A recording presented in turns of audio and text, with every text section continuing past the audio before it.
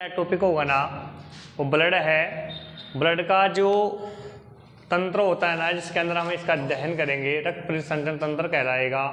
इसकी खोज William Harvey ने की थी और इसका अध्ययन कहलाता है रक्त परिसंचरण तंत्र का अध्ययन एंजियोलॉजी कहलाता है। इसके बाद में हम पहला टॉपिक उठाते हैं ब्लड। सबसे पहले अगर हम ब्लड की बात करें तो जो रक्त का जो निर्माण होता है ना हमारे शरीर में वो अस्थि मज्जा में होता है, मीन्स बोन मेरो में होता है।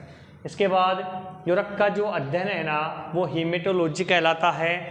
रक्त निर्माण की जो प्रक्रिया है ना कि रक्त किस प्रक्रिया है ना वो हीमोपोइसिस कहलाती है।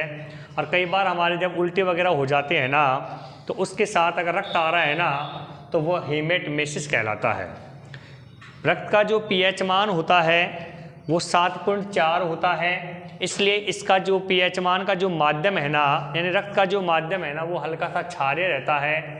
इसका स्वाद नमकीनी होता है और दूसरी बात हरियाणा भाषा में जो इसका स्वाद होता है ना वो चरचरा रहता है। इसके बाद में एक स्वस्थ व्यक्ति के अंदर अगर ब्लड की बात करें तो कुल मात्रा 5 से 6 लीटर पाई जाती है, लेकिन पुरुषों में तो ये 5 से 6 लीटर पाई जाती है, लेकिन महिलाओं के अंदर ये आधा लीटर रक्त कम पाया जाता है क्योंकि शरीर के अंदर कुछ शारीरिक क्रियाएं होती है महिलाओं के अंदर जिसके द्वारा रक्त को स्रावित कर दिया जाता है। अगर रक्त आधा लीटर कम पाया जाएगा तो और भी रक्त में आरबीसी है उसकी मात्रा भी कम पाई जाएगी, हीमोग्लोबिन है वो भी क्या पाया जाएगा, कम पाया जाएगा।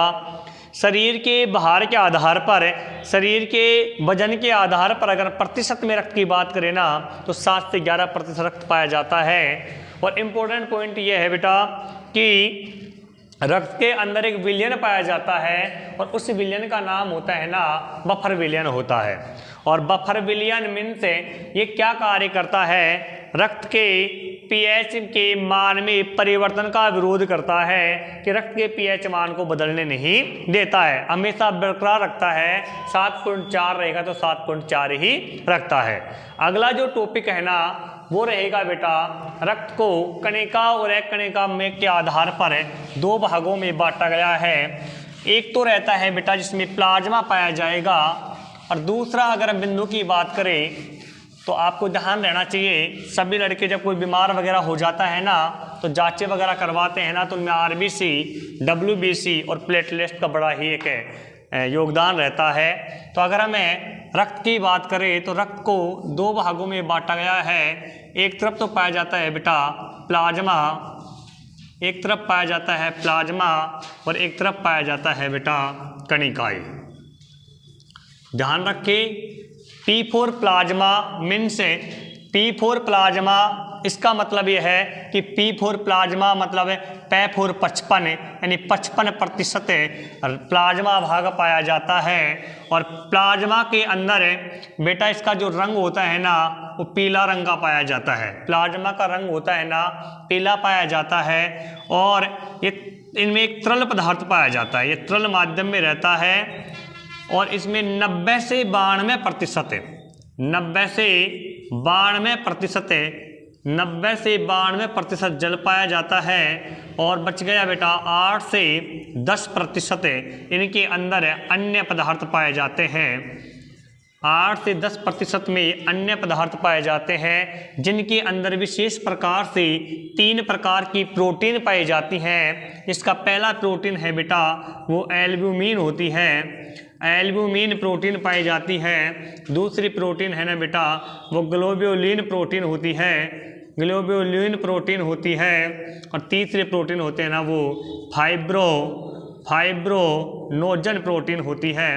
इन तीनों के कार्य ध्यान रखना, एल्ब्यूमिन का जो कार्य होता है ना वो परासरणीय क्रिया में काम करता है। इसका कार्य होता है प्रतिरक्षा तंत्र का निर्माण करता है। और जो फाइब्रोनोजन प्रोटीन होते हैं ना बेटा वो रक्त का थक्का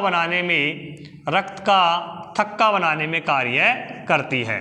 तो ध्यान रखना एक शब्द आता है कि हमारे शरीर में चोट के समय रक्त जो स्रावित होता है ना उसका थक्का बनाने के लिए कौन जिम्मेदार रहता है, तो अक्सर आप पढ़ते हुए कि प्लेटलेट आता है वो, या बिम्बाणु या थ्रोम्बोसाइट इसका रासायनिक नाम होता है वो आता है।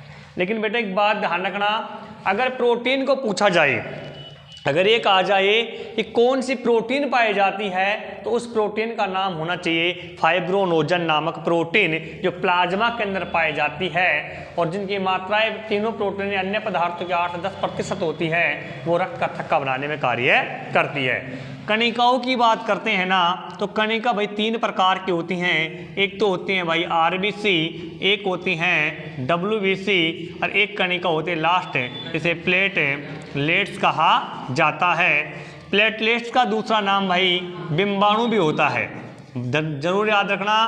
प्लेटलेट्स का जो दूसरा नाम होता है ना, वो बिंबाणु होता है। और हम एक एक के बारे में यहाँ पे पढ़ते हैं। जो पहला टॉपिक है ना भाई अपना, वो है भाई आरबीसी।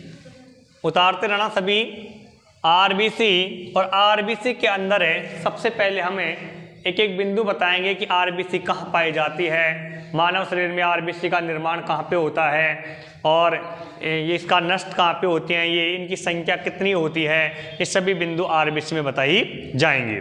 थोड़ा फास्ट कीजिए, फास्ट लिखिए थोड़ा सा। चलो एक बार दोबारा देख लीजिए। प्लाज्मा 55% पाया जाता है, P4 प्लाज्मा 55%, तो कणिकाएं कितने परसेंट बच जाएंगी? 45%। कणिकाएं 45% पाए जाते हैं, आरबीसी डब्ल्यूबीसी प्लेटलेट्स पाई जाती हैं।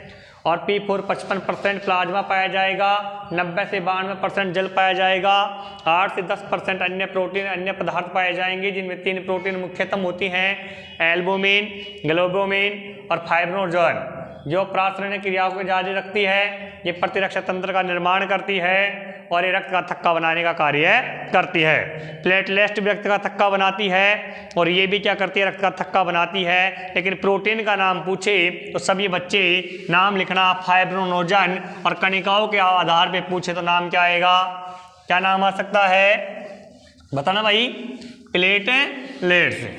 अब पहला बिंदु आता है, ध्यान रखिए, जिसका नाम है बेटा हमारे पास आरबीसी। आरबीसी का पूरा नाम होता है भाई लाल रुधिर कणिका। लाल रुधिर कणिका आरबीसी का पूरा नाम होता है। इसके साथ ही पेपर में कई बार एग्जाम में पूछा जाता है कि आरबीसी का रासायनिक नाम क्या होता है? आरबीसी का रासायनिक नाम क्या होता है? सबको याद रहना चाहिए, एरिथ्रोसाइट। क्या नाम होता है? एरिथ्रोसाइट। आरबीसी का रासायनिक नाम होता है एरिथ्रोसाइट। आरबीसी का जो निर्माण होता है ना, आरबीसी का निर्माण कहाँ पे होता है? लाल अस्थिमज्जा में। कहाँ पे होता है? लाल अस्थिमज्जा में। अगर हम दूसरा नाम बोले तो रेड बोन मेरो। एक जरूर ये याद रखना, नोट डाल के लिख लेना सभी स्टूडेंट, कि शिशु के यानी कि भ्रूण में आरबीसी का निर्माण कहाँ पे होता है? ये सबको पता रहना चाहिए बेटा, जिगर में। जिगर का दूसरा नाम हम कह सकते हैं बेटा लीवर में, ध्यान रखना। यकृत में भ्रूण के अंदर आरबीसी का जो निर्माण होता है ना, वो जिगर में होता है, या यकृत या लीवर एक ही नाम होते हैं। नेक्स्ट बात करते हैं बेटा, इसका कब्रिस्तान क्या होता है? कब्रिस्तान खात्मा कहाँ होता है आरबीसी का? तो वो होता है भाई पलीहा में। कहाँ पे होता है? पलीहा में, या दूसरा नाम होता है इसका टिल्ले। क्या नाम होता है? टिल्ले। तो निर्माण होता है लाल अस्थिमज्जा में, खत्म होती है बेटा ये जिगर में, वो पलीहा में, और भ्रूण में आरबीसी का निर्माण यकृत या लीवर या जिगर के अंदर होता है। इसके बाद इनकी संख्या की बात करूं मैं, तो संख्या याद रहनी चाहिए। आरबीसी की जो संख्या होती है ना, वो कितनी होती है? 45 से 55 लाख। 45 से 55 लाख। अगर मिलियन की बात करेंगे तो 4.5 से 5.5 हो जाएगी। ध्यान रखना, पुरुषों में इनकी जो संख्या होती है ना, वो होती है 55 लाख है, और महिलाओं में अगर ये संख्या होगी तो कम रहेगी। कितनी रहेगी? 45 लाख है। क्यों रहती है? क्योंकि मैंने पहले ही बता दिया था कि 5 से 6 लीटर जो रक्त पाया जाता है ना, उस 5 से 6 लीटर रक्त के अंदर है महिलाओं में आधा लीटर रक्त क्या हो पाया जाता है? कम पाया जाता है। इसलिए ये आरबीसी की संख्या भी क्या होगी? यहाँ पे घटेगी। इसके बाद में हम बात करें आरबीसी के जीवन काल की।